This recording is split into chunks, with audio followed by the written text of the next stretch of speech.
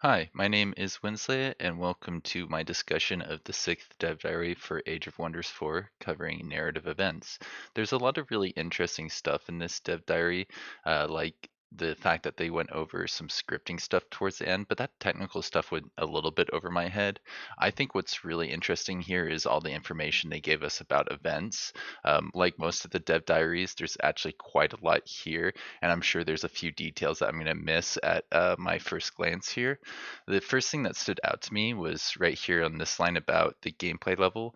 Narrative events will have meaningful choices to the player, trade-offs that connect gameplay systems which normally would not interact, and give unique rewards that give you a different strategy than your core strategies that you see in Age of Wonders 4.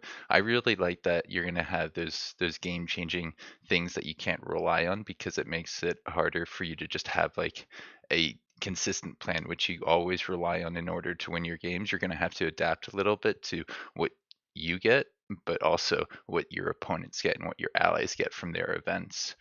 This first one here is pretty similar to your typical will you kill this stack or will you let them run away choice, but there's a third option in here. They've added something that allows you to tell a little bit more of a story and maybe get a extra benefit. It's not consistent. You might get something different other than just getting mana from this situation. This says instead of fighting them, instead of getting the experience or getting the morality points for good alignment, you can get some mana and then the army will just run away. I also really love that they showed off the gargoyles in this dev diary, because I was really curious what they're going to end up looking, and man, I'm very impressed. That's an adorable looking gargoyle. I like the direction they went with that art design.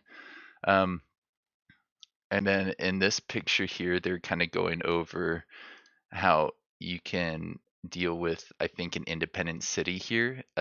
You can send over your food production from one of your cities to an independent city in order to sway them to your side, which is pretty different one from the ways you would typically deal with independent cities in previous Age of Wonders games.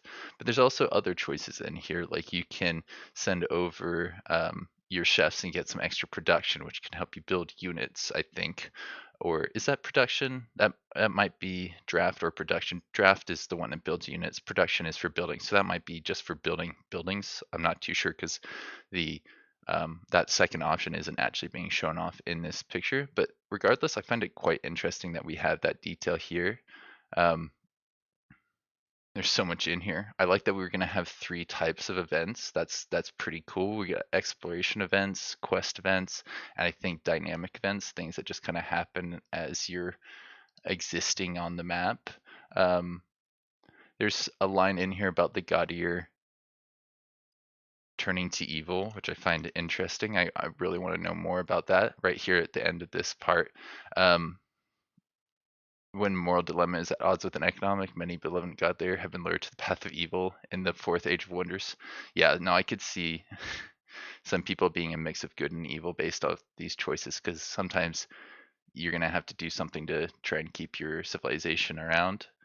Um, so yeah, let's move on to, I think, the next section, the exploration events, which has this picture here about these guards. And I love the second option here. It's not the one that's really being highlighted to show off how much it would cost. I think that that's probably one of those numbers that's still being balanced. But this reminds me of how you could go to mercenary camps and other Age of Wonders and get like units for gold off of neutral sites to make it easier to go expand and clear out other locations. This one, it looks like you can just give them gold to have a bunch of independents leave a mana node, it looks like. Yeah, it's a mana node, so they walked up to it and um, were about to either attack it or just move onto it to buy them off, and they were presented with this choice instead of like your typical just a fight or deal diplomatic. You have just like leave with neutral, or try and actually buy them into your service. I feel like the more options you have, the better. The more you can actually role play and experience the game from your own perspective. Um, After that, they talk a little bit about emergent events, which are different than the exploration ones. The exploration ones happen as you move across the thing. You might see something off in the distance and trigger the exploration event, or you may just walk into a location and trigger it. Whereas emergent events are happening at the beginning of your turn, and they come from a couple different sources. I believe one of which is like your city and your population. Others come from independent cities, and they're pretty good. It looks like, in general, these are gonna benefit your society, but every once in a while you may have to like choose one of like four bad options because it is about luck, and not all of them, I believe, are positive emergent events. And it might be a combination of a positive and a negative for all four choices. I haven't seen all of the events, so I could see that being a possibility just to kind of balance these out with each other. Um, what else can we say about this? Fairness and balance are very important to this. Yes, I love that line in here because they want to make sure that multiplayer is still competitive. A inherently random system such as this one with lucky or unlucky event picks for a particular player will still happen, but they paid a lot of attention to making sure that the balancing and scaling and frequency makes sense in multiplayer. Well, not just multiplayer, but single player to make the game as fair as possible, but also so that multiplayer isn't just going to be completely one-sided because you get one event or one item, which kind of can happen still a little bit in Age of Wonders, but um, typically that would come from pickups and it would be very rare. It was a very lucky drop and hard to rely on. Um, Next is just kind of like your typical quest event, which is similar to the NPC faction quest that you get in Planetfall, and I think other NPC factions in previous games would give you these quests, and they just kind of appear every few turns to give you kind of more of like a long-term goal to work towards. It looks like there's 7 archetypes in the main game, ranging from things like defeat this army, and then others would have to do with dealing with free cities, which I believe are separate from NPC factions. I don't know if they've talked about those being in Age of Wonders 4, but I have to imagine there's going to be something like that to add more units to the game, more things for you to go hunt down and attack, or maybe build and add into your own empire. That was always one of my favorite things to do with the NPC factions. Um, this next picture is showing off this character looking at a quest but not knowing exactly what they're going to get from the quest. You're going to get a mysterious bonus and a reward item. I think that this is something the modding community is going to change so that it actually gives you all that information up front and you can decide if this is actually a quest that's worth committing to. I don't know if you commit to this one means that you won't get other ones, and if you deny this, then you'll get a chance at another one. But I have to imagine that is how the system would work, just so that it's just not that one and only that one. It would be nice because after a while, you're probably going to learn what these give, and some of them might not be useful to your playstyle at all. And sure, you could adapt, but it if it just completely goes against everything that you're going for, say it makes your hero into a ranged unit and every other unit you have is melee, it may just be something that you end up ignoring.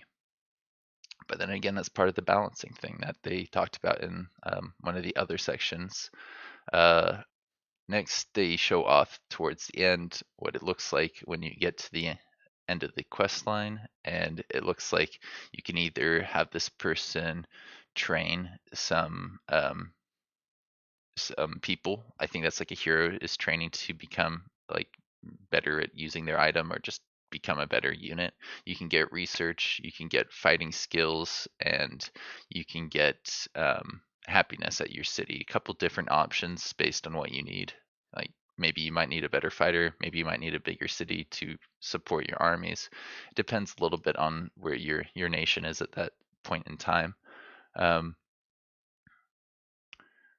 yeah, the quest foreshadows that the rewards be given to a player upon completion. However, the exact rewards are not revealed until the end to not undermine the narrative spoilers. Makes sense for your first playthrough, but I'd like it if that would be something you can toggle off.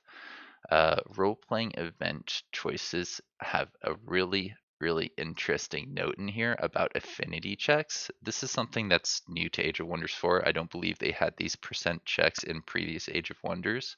It looks like every once in a while you're going to get a choice to in like these list of options to use your affinity to try and get something special. And if you fail, not only will it like do some things like deplete your health, it will cost you some of your affinity, which sounds pretty bad. I don't know how bad losing one nature affinity for 6 turns is, but that sounds pretty awful because the trees are, I believe, only like 10 or 15 points deep each. So that could be like taking away a third of your affinity, which may regenerate relatively quickly. You may have other sources of income. I'm not really sure exactly how bad that is, but I like that balancing choice is in there, so you can really gamble, and if you fail, it's not based on how you played. It's just a dice roll. It reminds me a lot of D&D and like wisdom checks or strength checks, but these are more along the lines of the different ways you can develop your civilization, or the way you can get access to your tomes and magical toys and tricks.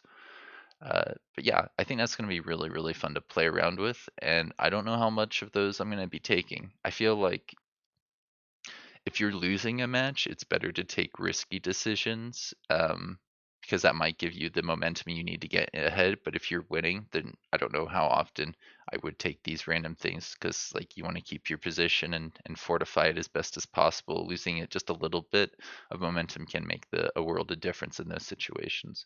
But I like that decision is in here. I think that is going to really just add to the level of strategy in Age of Wonders 4. It's less of a just like, plug and play the same thing. You got to adapt a little bit based on what you end up getting. And this last part is like a lot of the technical jargon that went over my head. The main takeaway I got after reading all this is that this is going to be really good for the modding community. I believe it's down here somewhere.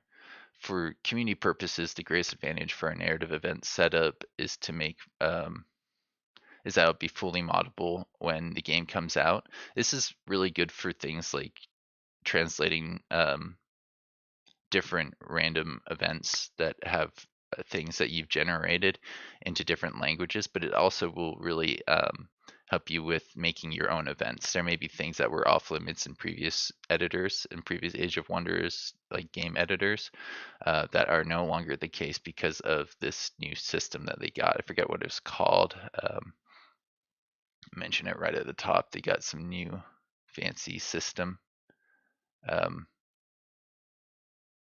anyways, that was most of the important things that I wanted to highlight here. Next week we have, oh boy, where does it say what we're doing next week? Oh, we're gonna have I think something about story realms next week. Um, so yeah, looking forward to that. I'll see you around. Have a good one.